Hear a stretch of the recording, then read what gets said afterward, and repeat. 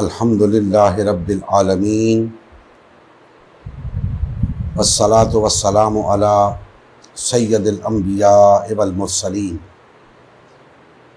व अला आलिहि व अस्हाबिहि अजमईन अम्मा बाद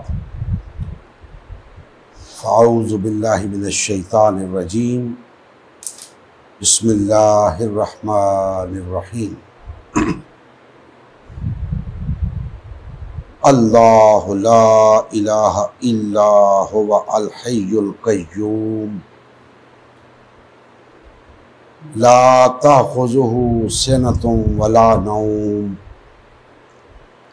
लहू मा फ़िस समावाति व मा फ़िल अर्ज़ सदक़ल्लाहु मौलाना अज़ीम।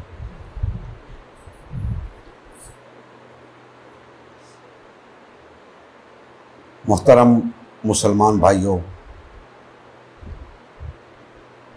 अल्लाह जल्ला मजदहू का लाख लाख एहसान है जिसने हमें कलमा-ए हक़ कहने की तौफ़ीक़ अता फ़रमाई। अल्लाह जल्ला मजदहू हमें मरते दम तक हक़ पर इस्तिकामत अता फ़रमाए।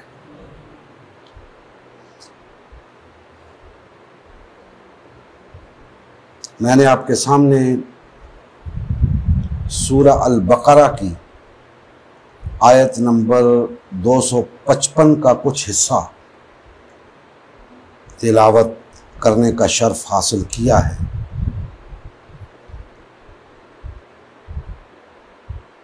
ये आयत मुबारका आयतुल कुर्सी के नाम से जानी जाती है। मैंने उसका कुछ हिस्सा तिलावत किया है।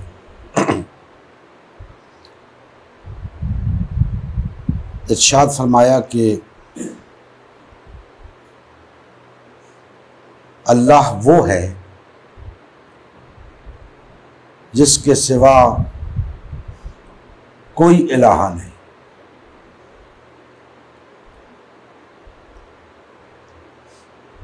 जिंदा, हमेशा रहने वाला, उसे ना ऊंघ आती है ना नींद।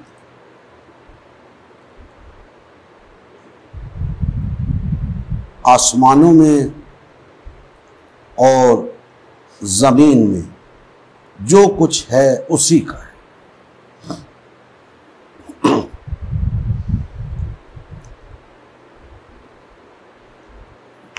जैसा कि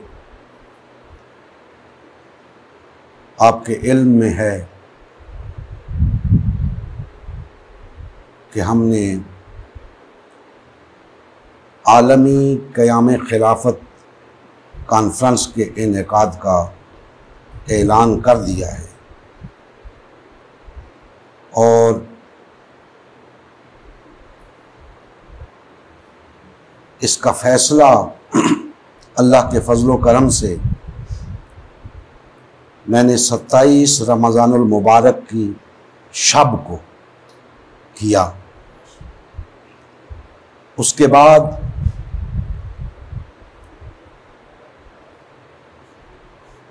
जो दुरूस हो रहे हैं वो इसी आलमी क़याम खिलाफत कॉन्फ्रेंस के हवाले से हैं। आइंदा इंशाअल्लाह ये सिलसिला जारी रहेगा।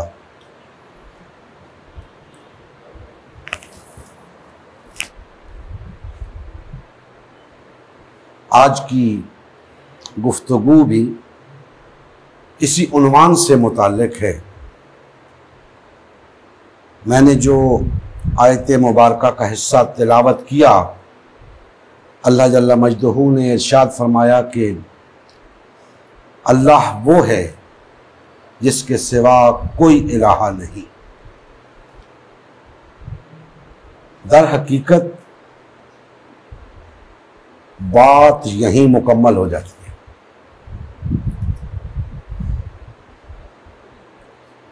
इस आया मुबारका के अंदर बाकी जो बयान आया है वो इस बात की वजाहत है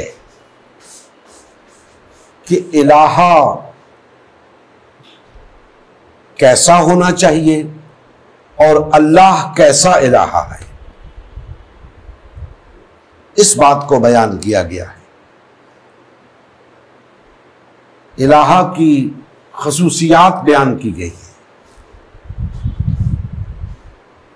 तो बात बस इतनी ही है कि अल्लाह वो इलाहा है जिसके सिवा कोई इलाहा नहीं। वो जिंदा है और हमेशा रहने वाला है। उसको न ऊंघ आती है न नींद, और आसमानों और जमीन में जो कुछ है उसी की मलकियत है। जो कुछ है उस पर उसी की हकमियत है।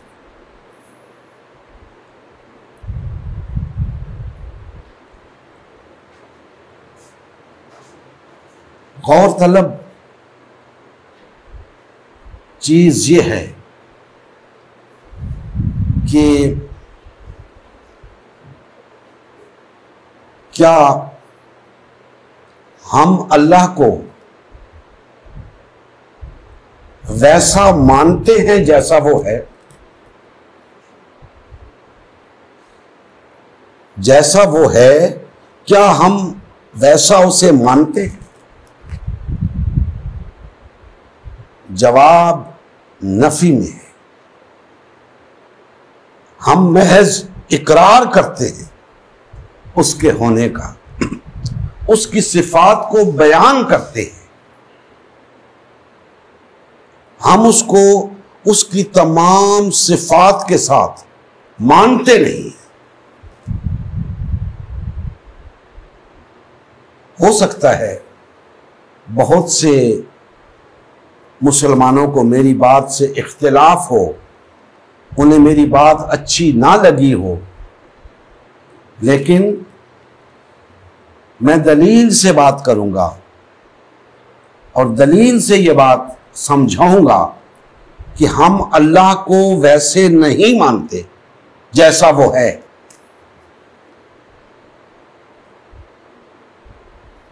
अब दोस्ताने मोहतरम,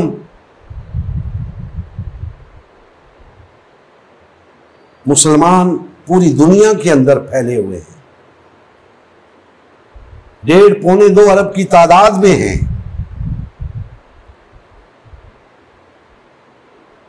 उनसे पूछें कि अल्लाह है, तो हैरत से जवाब देंगे कि ये क्या पूछ रहे हैं, अल्लाह तो है।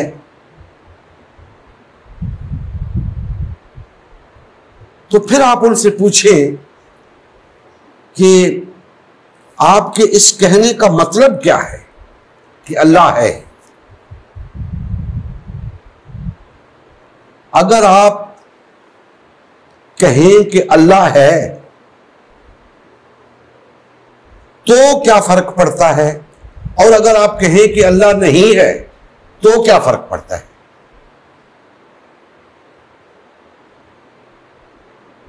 कायनात तो चल रही है।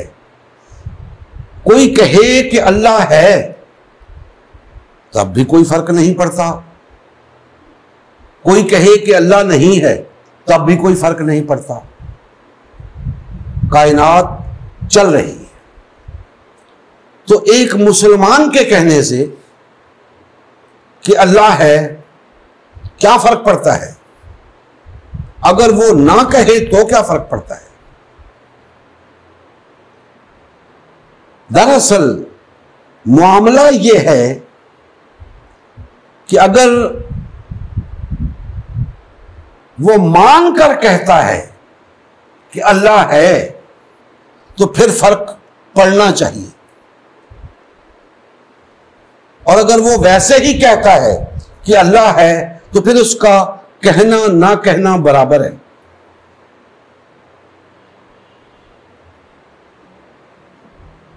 अब समझने की कोशिश करें कि अगर वो मान के कहता है कि अल्लाह है,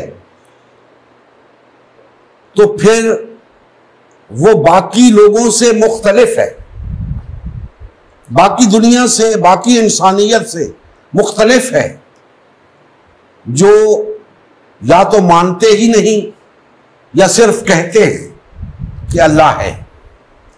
आज वो लोग मफकूद हैं, फुकदान है उन लोगों का, बहुत कम रह गए हैं वो लोग जो कहते भी हैं मानते भी हैं।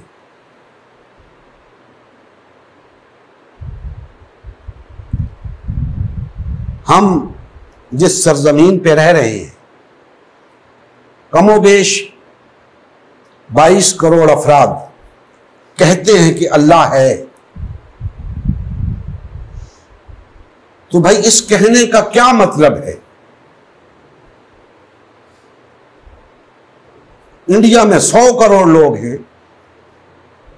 बिलफर्ज मुसलमानों को निकाल भी दें 70-80 करोड़ फिर भी है, वो कहते हैं कि नहीं है। जिस अल्लाह को हम मानते हैं वो कहते हैं कि नहीं है, तो फिर उनमें और आप में फर्क होना चाहिए ना। आप कहते हो अल्लाह है, वो कहते हैं अल्लाह नहीं है। इसी को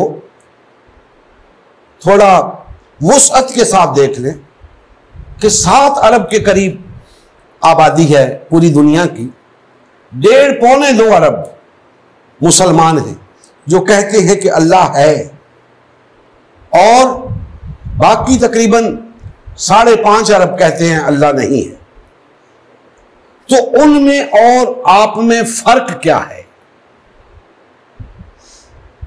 सिवाय इसके कि आप अपने आप को मुसलमान कहते हो, वो अपने आप को हिंदू, ईसाई, सिख, यहूदी, बुद्ध और मुख्तलिफ मज़ाहिब के नामों से जानते हैं। और कोई फर्क है तो बता दें। कुछ रसूमात इबादत के तौर पे आप अदा करते हो, इसी तरह रसूमात वो भी अदा करते हैं, तो फर्क नजर नहीं आ रहा जिसकी बुनियाद पे हम कह सके कि हम महज कहते नहीं हैं मानते भी हैं। वो फर्क नजर नहीं आ रहा। वो फर्क कैसे नजर आएगा?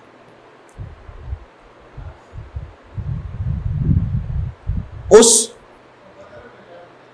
फर्क के नजर आने के लिए जो चीज मतलूब है वो है अल्लाह की हाकमियत, अल्लाह की हाकमियत को तस्लीम करना। ये जो आयत मुबारका मैंने तिलावत की, इसमें अल्लाह की हाकमियत का बयान है, उसके इलाहा होने का बयान है। फरमाया कि उसके सिवा कोई इलाहा नहीं, अल्लाह वो है जो जिंदा है,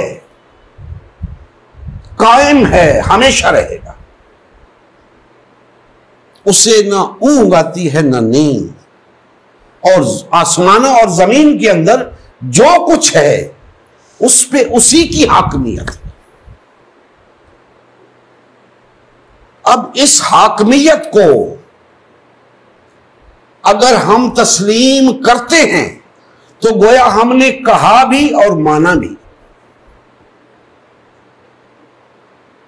वरना महज कहा और उस महज कहने का मतलब यह है कि कहा या ना कहा बराबर है। अब दोस्ताने मोहतरम, अगर हमने कहा और माना तो फिर कम अज कम इन 1.5-2 अरब अफराद के लिए लाजिम है कि ना सिर्फ ये अल्लाह की हाकमियत को तस्लीम करें, बल्कि इस रुए जमीन के ऊपर अल्लाह की हाकमियत को कायम करें। अब वो अल्लाह की हाकमियत हमें नजर नहीं आ रही। आलमी क़याम खिलाफत कॉन्फ्रेंस के इनेकाद का मकसद यह है कि इस रुए जमीन के ऊपर अल्लाह की हाकमियत कायम करके ये बात साबित की जाए कि हम महज कहते नहीं हैं कि अल्लाह के सिवा कोई इलाहा नहीं, बल्कि मानते हैं। हमने ये साबित करना है। दोस्तान मोहतरम, ऐन मुमकिन है इससे पहले हमारे मुसलमान भाइयों को यह नुक्ता किसी ने ना समझाया हो, यह बात किसी ने ना बताई हो, आज हम बता रहे हैं कि आपके इस दावे के सबूत के लिए कि अल्लाह इस पूरी कायनात का हाकिम है, अल्लाह की हाकमियत का क़याम दरकार है। अब यह सबूत फराहम करना होगा अगर हम अपने दावे में सच्चे हैं। और हमने यह बता दिया है, तमाम मुसलमानों को यह पैगाम दे दिया है, फिर दे रहे हैं कि मुसलमानों, अगर तुम्हें अपने इस्लाम की फिक्र है, अपने ईमान की फिक्र है, तो तुम्हें इस आलमी क़याम खिलाफत कॉन्फ्रेंस में ना सिर्फ शिरकत करनी होगी, बल्कि भरपूर तरीके से इस कॉन्फ्रेंस को कामयाब बनाना होगा। इसके लिए माली तावन करना होगा, जिस्मानी तावन करना होगा। तब यह बात पाए सबूत को पहुंचेगी कि हां, हम अल्लाह को इलाहा मानते हैं, महज कहते नहीं हैं। और दोस्तान मोहतरम, पहले भी मैं बारहा अर्ज करता रहा हूं, आज फिर कहता हूं, मुसलमान भाइयों से मुखातिब होकर कहता हूं, मुसलमानों, तुम अल्लाह की नाकदरी कर रहे हो, अल्लाह की नाकदरी कर रहे हो। चाहिए तो यह था कि इस पूरे 1400 साल के अरसे में तुम पर अल्लाह की हाकमियत कायम होती, तुम मर जाते। इससे बेहतर था कि अल्लाह की हाकमियत कायम ना हो। लेकिन ऐसा नहीं हुआ। आज हमने यह मौका फराहम कर दिया है इस रुए जमीन के ऊपर अल्लाह की हाकमियत के क़याम का। अब हम सबको यह बात साबित करनी है कि हम अल्लाह को मानते हैं। याद रखें, अल्लाह की सबसे बड़ी नाकदरी यह है कि आप उसकी हाकमियत को तस्लीम ना करें। यह सबसे बड़ी नाकदरी है। और आज मुसलमान अल्लाह की हाकमियत को तस्लीम नहीं कर रहा। पूरी रुए जमीन के ऊपर बातिल और तागूत की हाकमियत है। जहां मुसलमान अक्सरियत में हैं, 57 के करीब खित्ते हैं, 57 रियासतें हैं, जहां मुसलमान भरपूर अक्सरियत में हैं, वहां भी बातिल और तागूती निजाम मुसल्लत है। तो आप कैसे कहते हैं कि आप अल्लाह को मानते हैं? इससे बड़ी नाकदरी क्या है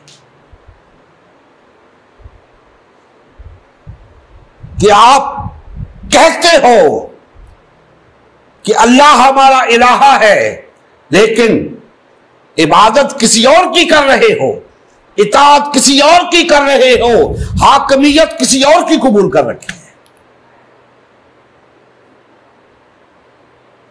दोस्तान मोहतरम, अल्लाह की हाकमियत के क़याम के लिए इस कॉन्फ्रेंस का इनेकाद हो रहा है। और यह कॉन्फ्रेंस अहलियाने पाकिस्तान के लिए और बिल उमूम तमाम मुसलमानाने आलम के लिए एक आजमाइश है, एक इम्तिहान है। इस कॉन्फ्रेंस की कामयाबी से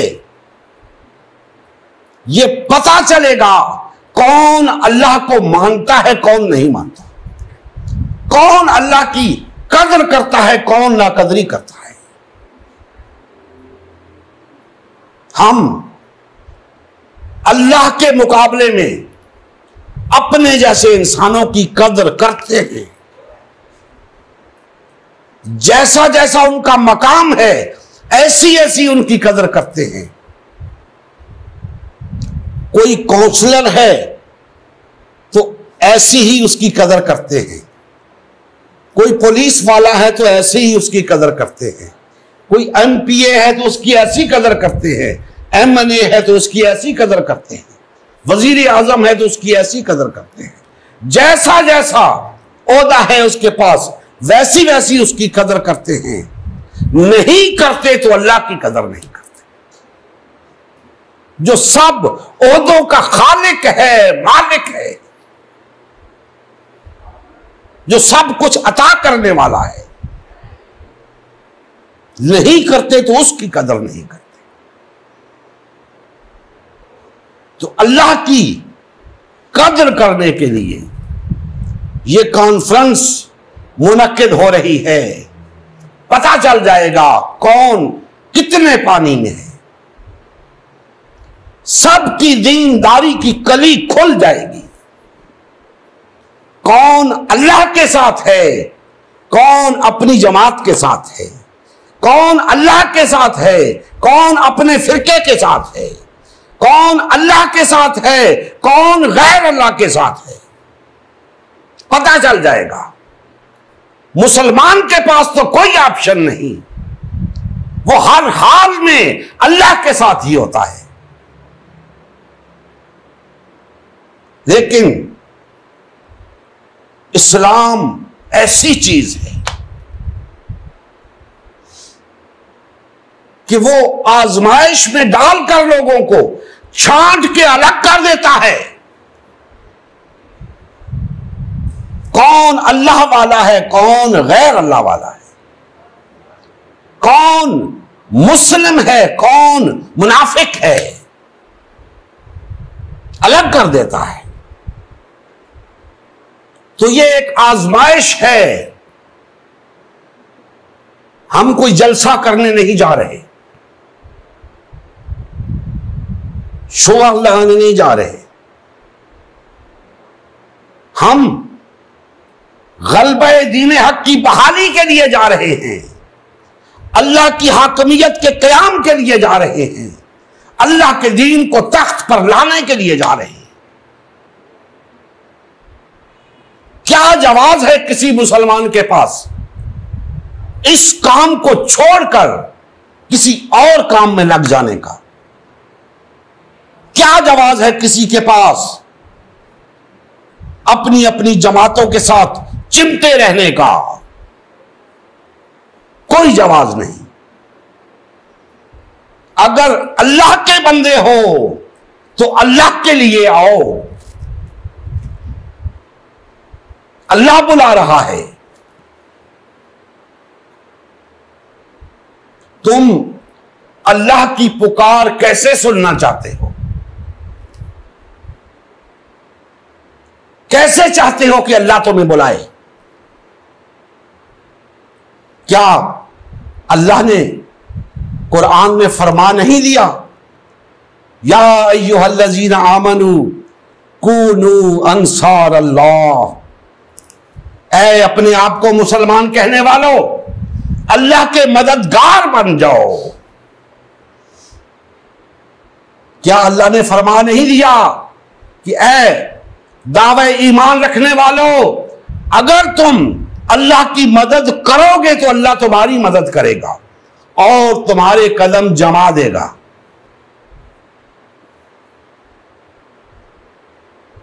क्या जरूरत है अल्लाह को यह फरमाने की कि अगर तुम अल्लाह की मदद करोगे तो वो तुम्हारी मदद करेगा? क्यों फरमाया कि अल्लाह के मददगार बन जाओ? क्या जरूरत है?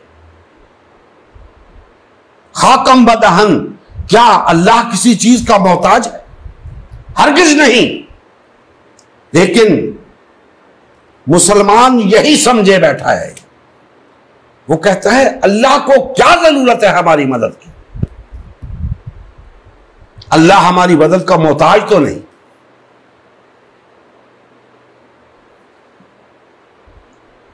कुरान कह रहा है कि अल्लाह मदद के लिए पुकार रहा है। तुम कहते हो अल्लाह को हमारी मदद की क्या जरूरत है? अल्लाह के दीन के गलबे के लिए जिद्दोजहद, यही अल्लाह की मदद करना है। याद रखो, अल्लाह की पुकार तुम तक पहुंच चुकी है। अल्लाह तुम्हें बुला रहा है। अल्लाह तुम्हें मदद के लिए बुला रहा है, अपने दीन के गलबे के लिए बुला रहा है। तुम क्या समझते हो अल्लाह तुम्हें कैसे बुलाएगा? क्या ऊपर से तुम्हें आवाज देगा? क्या तुम पर वही नाज़िल करेगा? क्या तुम्हारे पास पैगंबर और रसूल भेजेगा? नहीं। अल्लाह ने अपना आखिरी पैगाम अपने आखिरी पैगंबर के जरिए भेज दिया। अब इस पैगाम को सुनो। यही अल्लाह की पुकार है हर दौर के लिए, कयामत तक के लिए। अगर तुम समझते हो कि मैं तुम्हें बुला रहा हूं तो गलत हो तुम। मैं नहीं बुला रहा, अल्लाह बुला रहा है। हम भी अल्लाह की पुकार पर निकले हैं, तुम भी निकलो। अल्लाह की पुकार सुनो। अगर तुम्हारे दिल में अल्लाह के लिए कोई मकाम है तो निकलो। अगर तुम अल्लाह को अपने लीडर से, अपने मजहबी पेशवा से, अपने सियासी रहनुमा से बालातर समझते हो तो निकलो।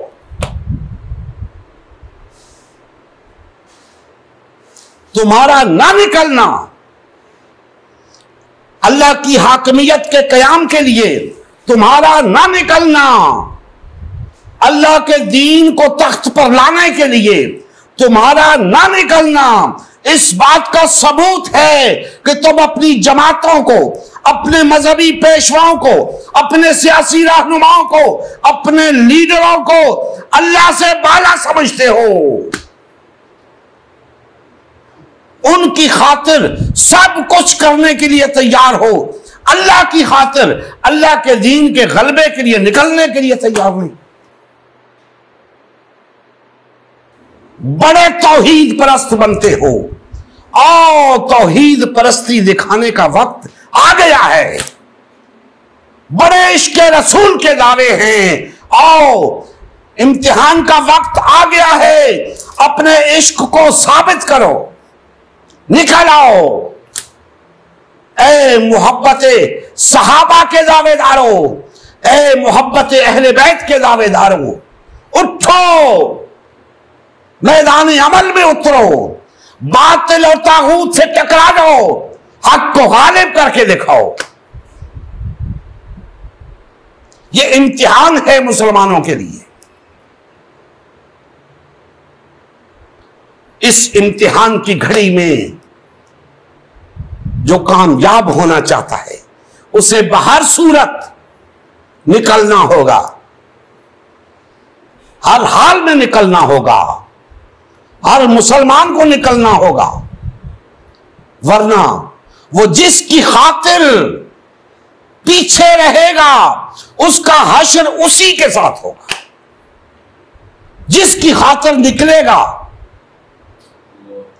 जिसकी खातिर निकलेगा, फिर इस दुनिया के अंदर भी आखिरत के अंदर भी उसको वही उसका फैसला करेगा।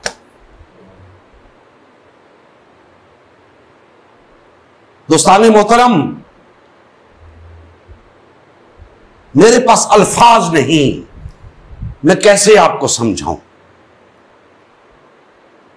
अगर आप मेरा दिल चीर कर देखें तो बाखुदा एक ही चीज आपको नजर आएगी कि ये मखलूक खुदा अल्लाह की बंदगी करने वाली बन जाए, अल्लाह की हाकमियत के साए में आ जाए। आज मुसलमान जिस तरह दर दर की ठोकरें खा रहा है, इससे बच जाए, जिल्लत और रुसवाई से बच जाए, अल्लाह का बंदा है, सर बुलंद हो जाए, इस दुनिया में भी कामयाब हो जाए, आखिरत में भी कामयाब हो जाए। और यह कामयाबी मशरूत है अल्लाह को मानने के साथ। हम कहते तो हैं कि अल्लाह है, मानते नहीं हैं। जरूरत इस अमर की है कि हम अल्लाह को माने। और अल्लाह को मानना क्या है? सब कुछ अल्लाह की खातिर करना, जिहाद फी सबीलिल्लाह, अल्लाह की राह में जिहाद करना, अल्लाह की खातिर माल लुटाना, अल्लाह की खातिर अपनी सलाहियतें तवानाइयां सर्फ करना, अल्लाह की खातिर तकालीफ उठाना, अल्लाह की खातिर जेलें काटना, सजाएं काटना, अल्लाह की खातिर हर आजमाइश में पूरा उतरना, और अल्लाह की खातिर अगर मौका आए तो जान देने से भी गुरेज ना करना। यह है अल्लाह को मानना। और दोस्ताने मोहतरम, ये जो कॉन्फ्रेंस, आलमी क़याम खिलाफत कॉन्फ्रेंस मीनार पाकिस्तान लाहौर पर हमने मुनक्किद करने का फैसला किया है, इसका मकसद और कुछ नहीं सिवाय इसके कि अल्लाह की हाकमियत कायम हो जाए। और अल्लाह की हाकमियत तब कायम होगी जब मुसलमान गैर अल्लाह की हाकमियत को कायम करने से पीछे हटेगा, गैर अल्लाह का दामन छोड़ेगा, अल्लाह का दामन थामेगा, तब अल्लाह की हाकमियत कायम होगी। तो इसका पता कैसे चलेगा? याद रखें, इस वक्त एक निजाम पूरी दुनिया में कायम है, हमारे मुल्क में भी कायम। सबसे पहला काम इस निजाम से किनारा कशी है। हर मुसलमान के लिए पहला कदम यह है कि वो इस निजाम से किनारा कश हो जाए, किसी भी शक्ल में इस निजाम का हिस्सा ना बने, इलेक्शन का बाइकाट करे, वोट ना डाले। कहते हैं जी हमने वोट ना डाला तो ये हो जाएगा, वो हो जाएगा। कुछ नहीं होगा। ना पहले आपके वोट से कुछ हुआ, ना आइंदा आपके वोट से कुछ होगा। पहले भी मनपसंद लोगों को हुकूमतें दी जाती रही, अब भी मनपसंद लोगों को हुकूमतें दी जाएंगी। आपके वोट की कोई हैसियत नहीं, और अगर बिलफर्ज साफ और शफाफ इलेक्शन होते भी हैं, तब भी हमारा इस निजाम से कोई ताल्लुक ही नहीं। हम वोट नहीं डालेंगे तब भी हुकूमतें बनती रहेंगी, डालेंगे तब भी बनती रहेंगी। नुकसान किसका होगा? नुकसान हर उस शख्स का होगा जो इस निजाम का हिस्सा बनेगा। इस निजाम के ज़ेरे साया जो बुराइयां होती हैं, जो बदउनवानियां होती हैं, जो करप्शन होती है, लूट मार होती है, इसमें वो लोग भी शरीक हैं जो इनको बरसरे इक़्तिदार लाते हैं, जो इनको हुकूमत दिलाते हैं, वो भी इसमें हिस्सादार हैं। लिहाजा इलेक्शन का बाइकाट करें। कोई हमसे जबरदस्ती वोट नहीं डलवा सकता। क्यों डालते हो वोट? क्या अल्लाह ने हुक्म दिया है कि चोरों को, डाकुओं को, बदमाशों को, गद्दारों को, एजेंटों को वोट दिया करो? अल्लाह ने तो हुक्म नहीं दिया, फिर क्यों वोट देते हो? इस बातिल और तागूती निजाम से किनारा कश हो जाओ। ये अल्लाह को अपना हाकिम मानने की पहली शर्त है। ला इलाहा, ये ला इलाहा है, इल्लल्लाह से पहले ला इलाहा है। तागूत का इनकार करो, इस बातिल और तागूती निजाम से किनारा कश हो जाओ। और अगर तुम ये समझते हो कि इस बातिल और तागूती निजाम का हिस्सा भी रहो और अल्लाह के मोमिन भी रहो, ऐसा नहीं हो सकता। या तुम अल्लाह के मोमिन रहोगे या गैर अल्लाह के मोमिन रहोगे। तो हम ये कह रहे हैं कि आओ अल्लाह के मोमिन बन जाएं। जब हम अल्लाह के मोमिन बनेंगे तो हम एक पेज पे होंगे, हम इकट्ठे होंगे, हमारे अंदर वहदत होगी, मोहब्बत होगी, अखुवत होगी और हमारी ताकत मुज्तमे होगी। और जब हमारे पास ताकत होगी तो हम अल्लाह के दीन को गालिब भी कर सकेंगे। आज हम बिखरे हुए हैं। इस बातिल और तागूती निजाम ने हमें टुकड़े टुकड़े करके रख दिया है, दीन से दूर कर दिया है। हम ये चाहते हैं कि मुसलमान दीन की तरफ लौट आएं, अल्लाह की तरफ लौट आएं, अल्लाह के रसूल की तरफ लौट आएं। इसीलिए ये कॉन्फ्रेंस मुनक्किद की जा रही है। दोस्तान मोहतरम, इस कॉन्फ्रेंस को हल्का ना लें। ये कॉन्फ्रेंस बहुत अहम है, आपके लिए शायद ना हो, हमारे लिए बहुत अहम है, अल्लाह के दीन के लिए बहुत अहम है। और याद रखें, जो जमीनी हकायक हैं, बेशक वो ये कह रहे हैं, बबांगे दहुल ये कह रहे हैं कि अब जमहूरियत का दौर है। लोग कशां कशां जमहूरियत की तरफ दौड़े जा रहे हैं। उसकी क्या वजह है? उसकी वजह यही है कि वो अपना ईमान बदल रहे हैं। अल्लाह पर ईमान था, अब जमहूरियत पे ईमान आ गया है, अब जमहूरियत की तरफ भागे जा रहे हैं। अब अल्लाह की जात पे तवक्कुल और भरोसा नहीं रहा, अल्लाह की मदद और नुसरत पे भरोसा नहीं रहा।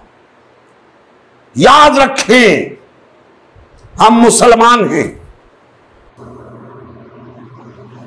और अगर हम वाकईतन मुसलमान हैं तो हमें इस बात का यकीन होना चाहिए, इस बात पे हमारा ईमान होना चाहिए कि हमारा अल्लाह हमें तन्हा नहीं छोड़ेगा, हमारा अल्लाह हमें नाकाम नहीं होने देगा, हमारा अल्लाह हमें रुसवा नहीं करेगा, हमारा अल्लाह हमारी मदद और नुसरत पे काबिल है, वो हमारी मदद और नुसरत करेगा, वो हमें कामयाब करेगा।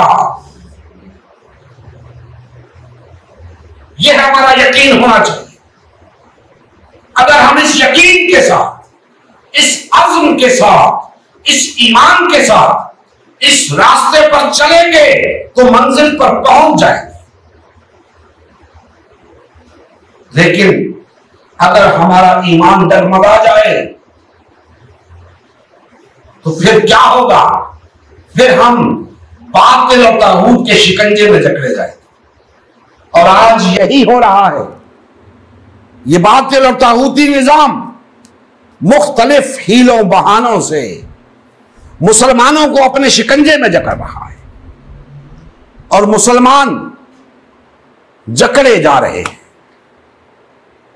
ये देखे बगैर कि इसका हमारे दीन के साथ कोई ताल्लुक है या नहीं। याद रखें, इस निजाम के होते हुए आप अपने दीन पर अमल पैरा नहीं हो सकते, इस्लाम पर अमल पैरा नहीं हो सकते। आपको इसी निजाम की इताअत करनी होगी और इस निजाम की इताअत उस वक्त तक तो आप कर सकते हैं जब तक अल्लाह का दीन गालिब नहीं आ जाता। बकराहत इस निजाम की इताअत करनी पड़ेगी। लेकिन अगर आप इस निजाम में मुतमईन हैं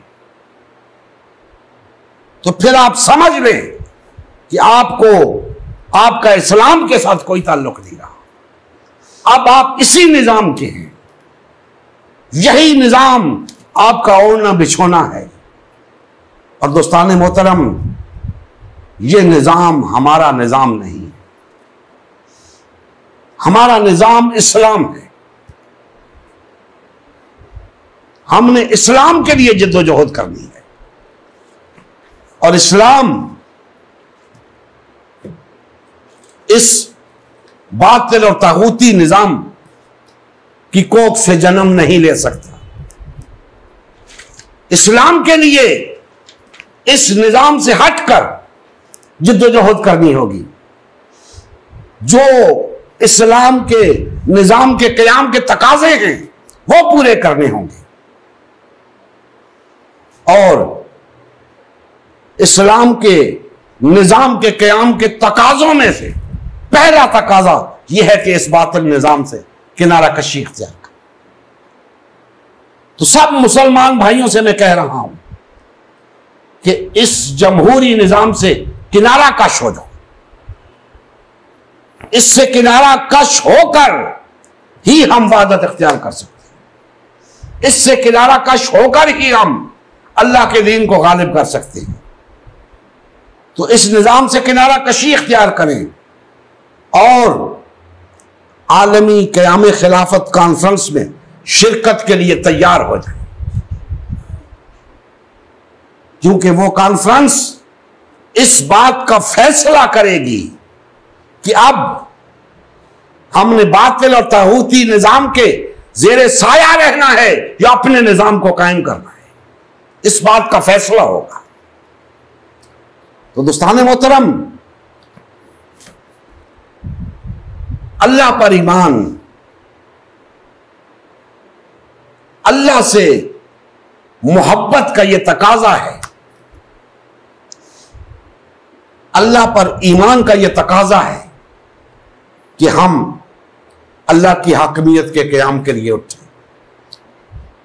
मोहब्बत रसूल का यह तकाजा है, मोहब्बत सहाबा का यह तकाजा है, मोहब्बत अहले बैत का यह तकाजा है कि हम सब मिलकर अल्लाह के दीन के गलबे के लिए जद्दोजहद करें।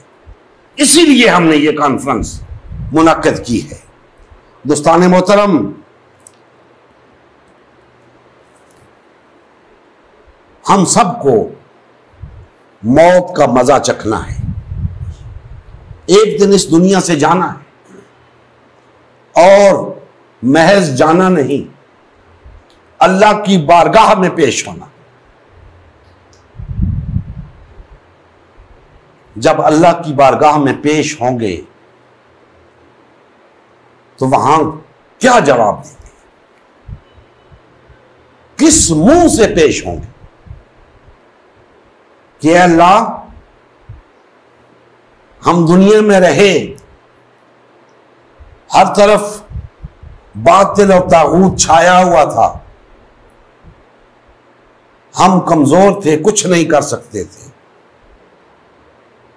तो अगर आज के लोग ये कहेंगे कि हम कमजोर थे, कुछ नहीं कर सकते थे, तो उनको जवाब दिया जाएगा कि तुम 1.5-2 अरब थे, किस चीज की कमी थी तुम्हारे पास?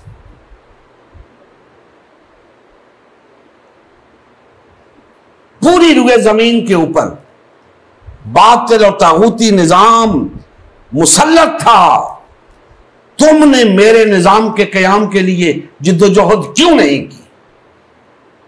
किसी के पास कोई जवाब नहीं होगा, किसी के पास कोई जवाब नहीं होगा। जो शख्स भी जवाब देगा उसका जवाब रद्द कर दिया जाएगा। क्यों? इसलिए कि आज मुसलमान इस पोजीशन में हैं कि अल्लाह के दीन को गालिब कर सके। जवाब रद्द कर दिए जाएंगे।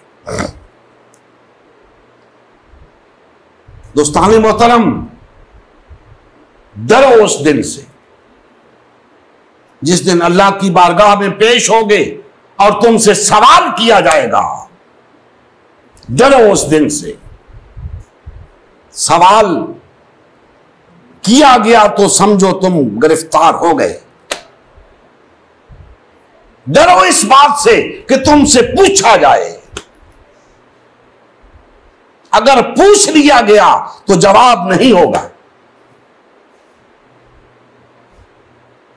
दोस्तान मोहतरम, हम पूरी दुनिया के अंदर 1.5-2 अरब हैं। पाकिस्तान में 22 करोड़ हैं। अल्लाह का दीन गालिब नहीं है। मैं ये समझता हूं कि हमारे लिए ये मर जाने का मकाम है। हमें मौत क्यों नहीं आ जाती? ऐसी जिंदगी से मौत बेहतर है कि हमारे होते हुए बातिल और तागूती निजाम पूरे उरूज पर हो और अल्लाह का निजाम गालिब ना हो। ऐसे जीने से मर जाना बेहतर है। लिहाजा आज फैसला करो कि जियोगे अल्लाह के लिए, मरोगे अल्लाह के लिए। अगर ये फैसला कर लोगे तो गालिब आ जाओगे, कामयाब हो जाओगे। तुमसे पूछा नहीं जाएगा कि क्या करते रहे।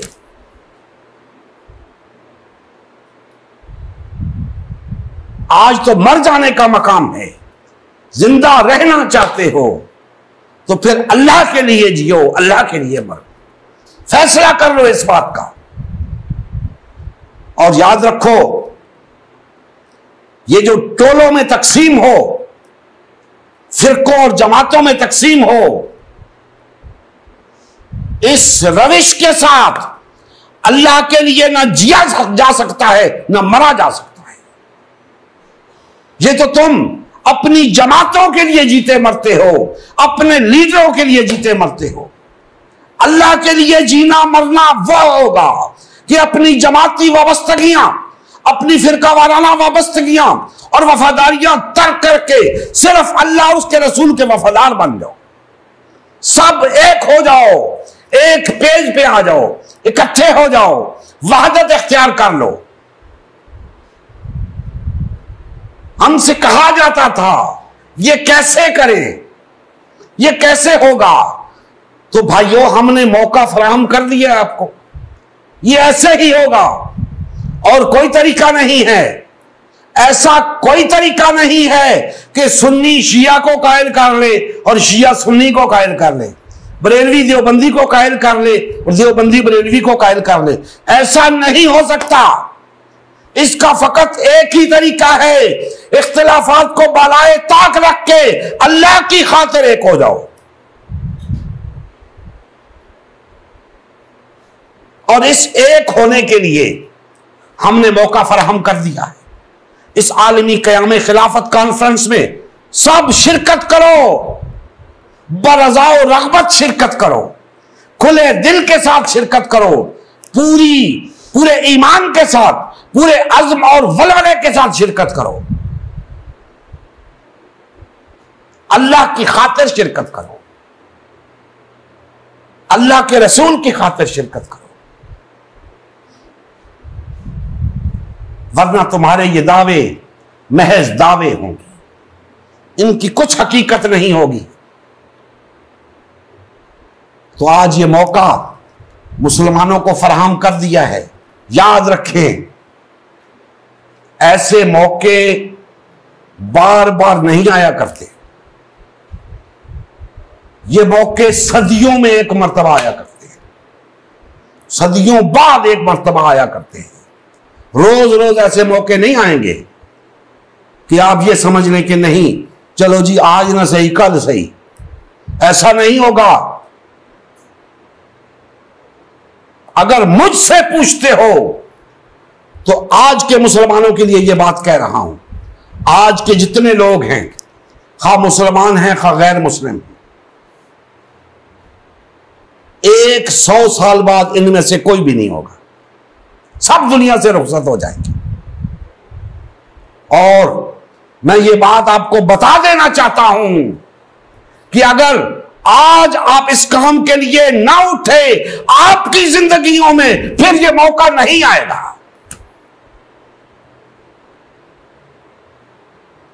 आपके बाद आए तो आए, आपकी जिंदगी में फिर ये मौका नहीं आएगा। लिहाजा अल्लाह की खातिर कुछ करने के लिए मैदान अमल में उतर आओ। तुम्हारे पास यही मोहलत है। जिंदगी के जो दिन बाकी हैं अल्लाह की बंदगी में बसर कर लो, अल्लाह की हाकमियत के साए में बसर कर लो, वरना तुम्हारी जिंदगी में यह मौका फिर नहीं आएगा। तुम रोओगे, चीखोगे, चिल्लाओगे, कुछ नहीं होगा।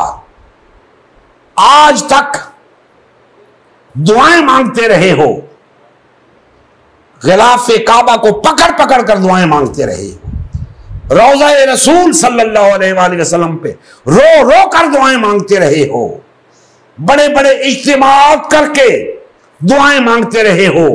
रोजाना लाखों करोड़ों लोग दुआएं मांगते आ रहे हैं।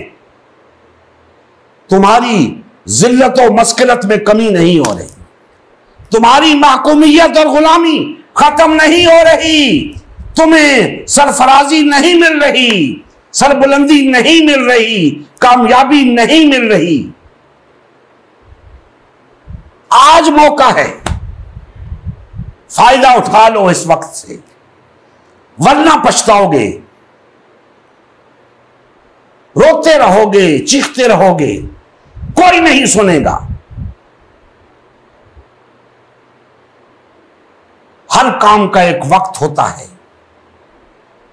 आज अल्लाह के दीन के गलबे का वक्त आ चुका है, लिहाजा तुम्हें निकलना होगा, उठना होगा, अपनी दीनी गैरत और हमीयत का सबूत फराहम करना होगा। और दोस्तान मोहतरम,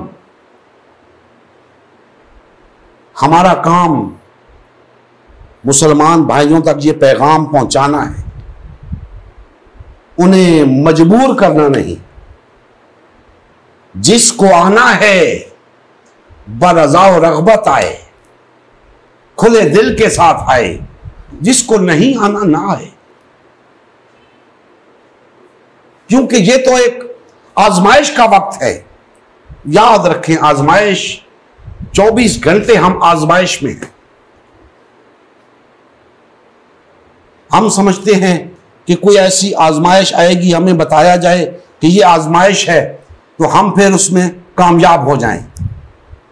आप यकीन जाने, आजमाइश आती है, हमें पता भी नहीं चलता, हम नाकाम हो जाते। तो इस बात को गनीमत जाने कि आजमाइश आई है, आपको बताया जा रहा है। गनीमत जाने इस बात को कि यह आजमाइश आ गई है। आलमी क़याम खिलाफत कॉन्फ्रेंस का इनेकाद मुसलमानों के लिए आजमाइश है। अब देखते हैं कौन इस आजमाइश में पूरा उतरता है, और जो इसका आजमाइश में पूरा उतरेंगे वही कामयाब करार दिए जाएंगे। अल्लाह जल्ला मजदहू हमारे हाल पे रहम फरमाए और हमें कमा हक़्क़हू ग़लबे दीन हक़ की बहाली के लिए जिद्दोजहद की तौफीक इनायत फरमाए। वमा अलैना इल्लल बलागुल मुबीन। सल्लल्लाहु अलैहि वसल्लम की ज़िंदगी का मकसद ग़लबे दीन इस्लाम था। इस मकसद के हुसूल के लिए उम्मत मुस्लिमा की तश्कील हुई। उम्मत मुस्लिमा ने नबी करीम सल्लल्लाहु अलैहि वसल्लम की सयादत व क़यादत में इस्लाम को गालिब व नाफिज़ किया। जब तक उम्मत मुस्लिमा में वादत रही, इस्लाम का गलबा बरकरार रहा। जैसे ही उम्मत मुस्लिमा में तफरका रोनमा होना शुरू हुआ, यानी पार्टीबाजी शुरू हुई, इस्लाम का गलबा जाता रहा। आज गलबा दीन इस्लाम की बहाली की वाहिद सूरत उम्मत मुस्लिमा की तश्कील नौ है। अल्हम्दुलिल्लाह, हमने गलबा दीन इस्लाम की बहाली के लिए अल्लाह के रसूल की जमात उम्मत मुस्लिमा को बाल व फाल करने का बेड़ा उठाया है। यह हमारा ही नहीं, हर कलमा गो का अव्वलीन फरीज़ा है कि हर किस्म के बातिल और तागूती निज़ाम के खिलाफ उठ खड़ा हो और गलबा दीन इस्लाम की बहाली के लिए फ़िरकावारियत और पार्टीबाजी से किनारा कश होकर सिर्फ़ और सिर्फ उम्मत मुस्लिमा को बाल व फाल करने में अपना तन मन धन लगाए। इस मिशन का हिस्सा बनकर अपना फ़र्ज़ मनसिबी अदा कीजिए, हक़ मुसलमानी अदा कीजिए। मज़ीद तफ़सील के लिए हमारा यूट्यूब चैनल उम्मत मुस्लिमा सब्सक्राइब करें। हमारा फेसबुक पेज उम्मत मुस्लिमा की तश्कील नौ लाइक करें। इस पैगाम को ज़्यादा से ज़्यादा शेयर करें। सवाल व जवाब या फीडबैक के लिए हमारा व्हाट्सएप ग्रुप या मैसेंजर ग्रुप ज्वाइन करें या इस नंबर पर रब्ता करें। नंबर और तमाम लिंक्स डिस्क्रिप्शन में भी मौजूद हैं। जज़ाकल्लाह खैर।